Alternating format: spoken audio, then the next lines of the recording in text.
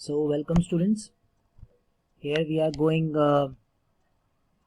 for the next part. As we were there, he had been about to come in when she called. His hand had been on the door and now he opened it.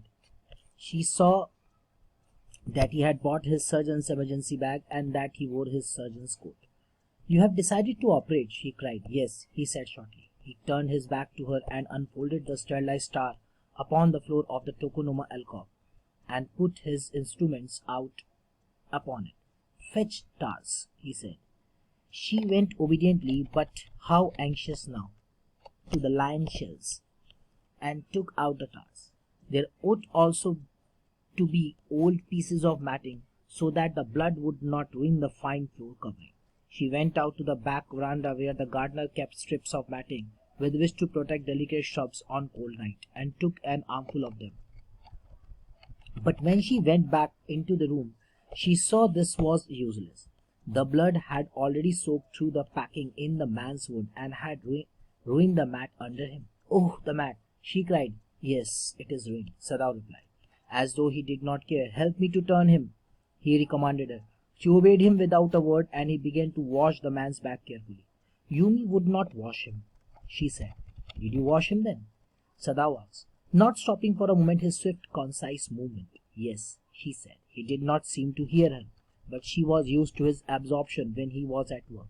She wondered for a moment if it mattered to him what was the body upon which he worked so long as it was for the work he did so excellently. "You will have to give the anesthetic if he needs it," he said. "I," she repeated blankly, "but never have I?" "It is easy enough," he said impatiently. He was taking out the packing now, and the blood began to flow more quickly. He peered into the wound with the bright surgeon's light fastened on his forehead. "The bullet is still there," he said with cool interest. "Now I wonder how deep this rock wound is. If it is not too deep, it may be that I can get the bullet. But the bleeding is not superficial. He has lost much blood." At this moment Hannah choked. He looked up and saw her face the color of sulphur. "Don't faint," he said sharply. He did not put down his exploring instrument. "If I stop now, the man will surely die." She clapped her hand to her mouth and leaped up and ran out of the room. Outside in the garden he heard her retching, but he went on with his work. It will be better for her to empty her stomach, he thought. He had forgotten that of course she had never seen an operation, but her distress and his inability to go to her at once made him impatient and irritable with his man who lay like dead under his knife. This man, he thought, there is no reason under heaven why he should live. Unconsciously this thought made him ruthless, and he proceeded swiftly. In his dream the man moaned, but Sadao paid no heed except to mutter at him. "Gron," he muttered, "gron if you like. I am not doing this for my own pleasure. In fact, I do not know why I am doing it." The door opened and there was Hannah again. "Where is the anesthetic?" she asked in a clear voice. Sadao motioned in his chin. "It is as well that you came back. It is as well that you came back. This fellow is beginning to stir." She had the bottle and some cotton in her hand. "But how shall I do it?" she asked. "Simply saturate the cotton and hold it near the nostrils." Sadao replied without delaying for one moment to intricate detail of his work. "When he breathes, Bradley, move it away a little." She crossed close to the sleeping face of the young American. It was piteously thin-faced, she thought, and the lips were twisted. The man was suffering whether he knew it or not. Watching him, she wondered if the stories they heard sometimes of the sufferings of prisoners were true. They came like flickers of rumor, told by word of mouth, and always contradicted. In the newspapers, the reports were always that wherever the Japanese armies went, the people received them gladly, with cries of joy at their liberation. But sometimes she remembered such men as General Takima, who at home beat his wife cruelly, though no one mentioned it now that he had fought so victorious a battle in Manchuria. If a man like that could be so cruel to a woman in his power, would he not be cruel to one like this for this instance? She hoped anxiously that this young man had not been tortured. It was at this moment that she observed deep red scars on his neck just under the ear. "Those scars," she murmured, lifting her eyes to Sadao, but he did not answer. At this moment he felt the tip of his instrument strike against something hard dangerously. near the kidney. Although all thought left him, he felt only the purest pleasure. He probed with his fingers, delicately familiar with every atom of his human body. His old American professor of anatomy had seen to that knowledge. Ignorance of the human body is the surgeon's cardinal sin, sirs. He had thundered at his classes year after year. To operate without it complete knowledge of the body, as if you had made it anything less than it is murder. So here the explanation starts. As she called Dr. Sadao, Hannah called Dr. Sadao, and Dr. Sadao came in. He was having a surgeon's emergency bag and with a surgeon's coat. So she said, you have decided to operate? He said, yes. Then he turned back and unfolded his sterilized star upon the floor of the tokonoma alcove, is a kind of mat, and put his instrument out upon it. Fetch stars, he gave instruction to his wife. She went obediently. But how anxious now. Now she obediently followed her husband's order, and she did what husband said. Now what she wanted, that her floor mat should not be ruined through blood. So what he did, she went outside the veranda, went to the outside of the veranda where the gardener kept some delicate shrubs. Delicate shrubs means घास फूस type होता है, ठीक है. Strips of matting, that means some just mat की जो strips होती हैं, fine. So some strips of matting to cover the delicate shrubs here, the small plants, ठीक है, on cold night. So she took some armful of them and she went back into the room. But she was late. She found, oh my god, the mat, the condition of the mat is completely ruined. Fine. Then he said, help me to turn him. Okay. She obeyed again her husband without any word, and she turned the man back. She told, you would not wash him. So did you wash him then? She said, yes. Now he did not took care heed towards his word.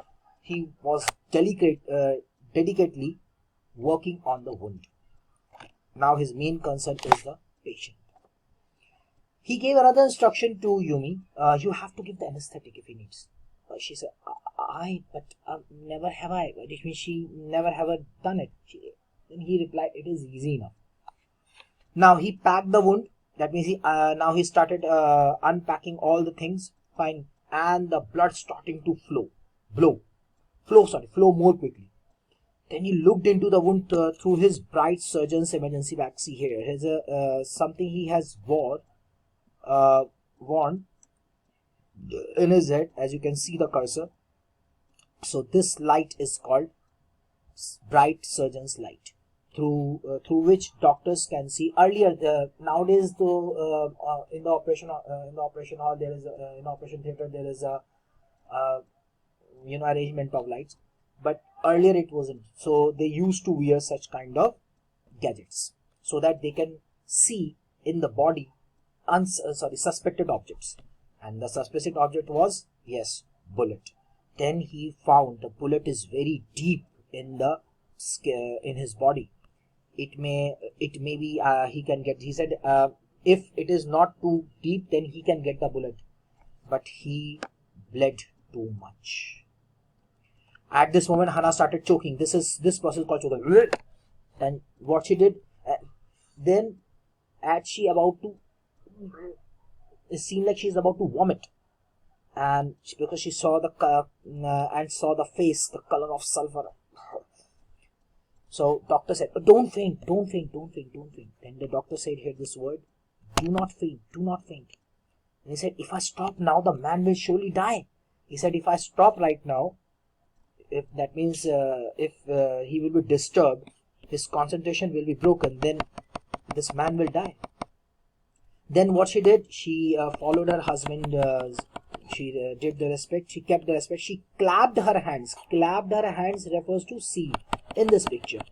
Clapped her hands. That means when you cover your mouth with with your hands like this. This is called clap. So she clapped her hands and she went outside and started vomiting. When she started vomiting, so Dr. Sadao said, okay, it would be better that she would empty her stomach. And because and then he completely lost in the operation. It was Hana's disappointment and Dr. Sadao's inability to go to her, because Dr. Sadao was busy. Now he's doing his work, and she even does not bother her husband. Now, this man, Dr. Sadao, thought there is no reason why under heaven he is trying to save his life. Unconsciously, this thought making him ruthless. It means he was in dilemma. But in his dream, the man, as he was doing operation, definitely it would pain the person. So that particular person was, moaning in the dream. Oh. So then doctor said, groan, if you like. Groan means when you karhana, that's called groan. It's a groan if you like. I'm not doing this much. I'm not doing. He said that I'm not doing for my own pleasure. In fact, it is for yours benefit. Then the door opened and there was Hana came back again. She understood also her duty. She said, where is anesthetic? So Sadao said, thank God it is as well that you come back. बहुत अच्छे time पे आए. This is very nice English. It is as well that you came back. बिल्कुल अच्छे time पे आए. This fellow is beginning to stay. That means he was doing some movement. He said, okay. Then she was having the bottle and said, okay, how to do it? She asked how to do it. Dr. Sadao said, simply saturate the cotton. That means dip the cotton into the anesthetic liquid and keep near the nose of the person. As she went near the nose of the person, she saw his face this time very consciously. She saw his face very near, and she was concentrating. Then she found that he was much frustrated. Means he was tortured too much. Then she started listening of some words, how the prisoner of war were treated very badly. She heard from the people, she heard from the newspapers, and they were also contradicted. It means there's a contradiction.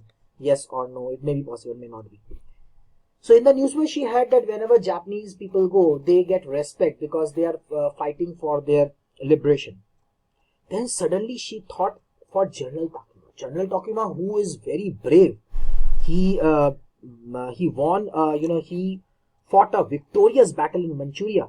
But where his bravery went, where his bravery goes, because he beats his wife very cruelly. So he is very cruel for his wife. Now she says that if a man like that, General Takima, can be cruel, then she thought that what kind of people would be who was torturing this American. So, anyways, she found some deep scars on his neck. She said, oh, those scars. But there was no reply from her husband. Her husband was, Dr. Sadao was very near to the kidney. He found the bullet very near to the kidney. He thought that he would left him. He felt that only purest pleasure when he probed his finger, when he just started finding his fingers delicately, very familiar. That means he was doing his duty religiously, as a doctor should do, completely absorbed in his duty and responsibility. Whatever he knew, whatever the technique he knew, whatever he was taught, he was reacting on it. He was implementing.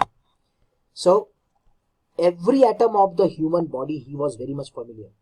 His old American professor, when he was in America, of anatomy, used to tell him, ignorance of the human body is a surgeon's cardinal sin. If you do not know the human's body and you are treating, that is a biggest sin.